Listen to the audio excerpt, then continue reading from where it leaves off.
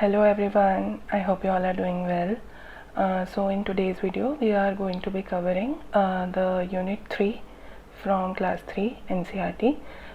In this video we are going to discuss about the poem little by little, and we'll also discuss the new words. So video end तक देखिएगा क्योंकि हम new words भी discuss करेंगे. Let's begin.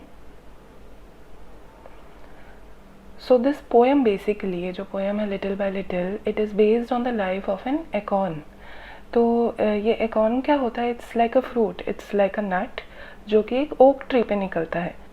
This poem shows how an acorn grows little by little into a beautiful oak tree. This is the life cycle of an oak tree. As you can see, सबसे पहले seed होता है which is the acorn, उसके बाद it sprouts, then it becomes a sapling, and then we finally have a mature oak tree. Little by little, an acorn said, as it slowly sank in its mossy bed, I am improving every day, hidden deep in the earth away. So little by little का मतलब क्या होता है? थोड़ा थोड़ा करके. In this poem, wherever we'll discuss the new words, I have underlined them for you. So little by little का मतलब होता है थोड़ा थोड़ा करके, धीरे धीरे. एकॉर्न ने बोला as it slowly sank in its mossy bed.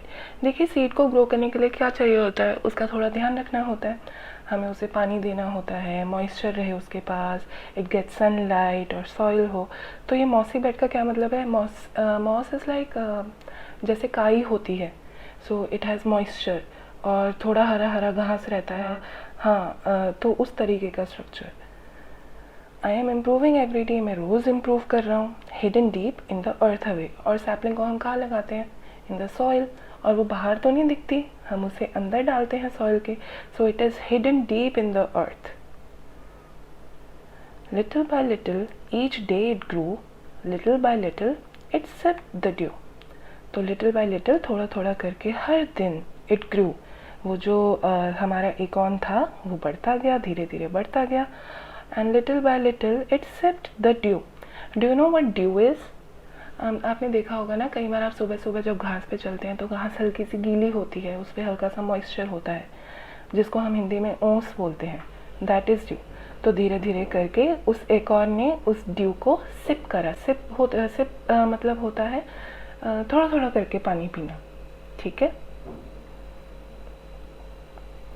Downward it sent out a thread like root, up in the air sprang a tiny shoot.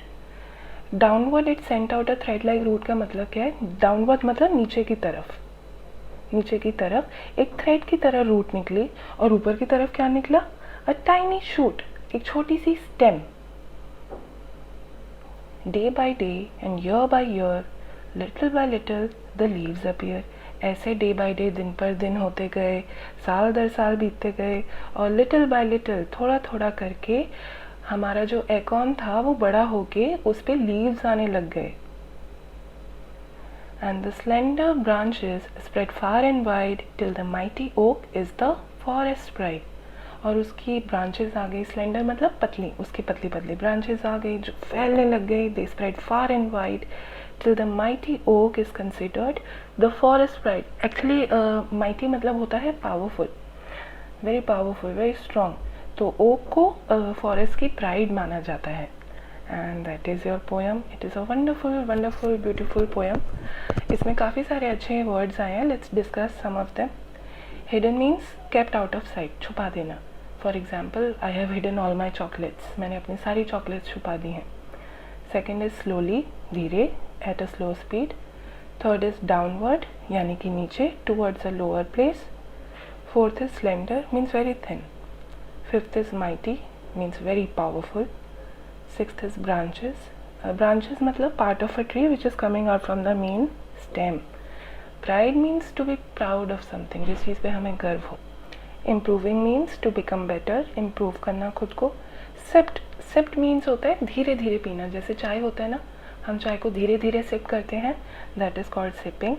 In our context इस पोएम में shoot means the stem of a plant.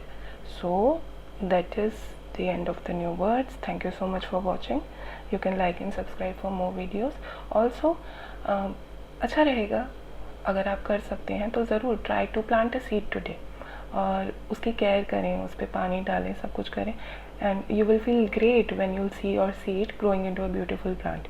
So if you have time, if you have resources, you must do that. Okay, thank you so much. I'll see you in the next video.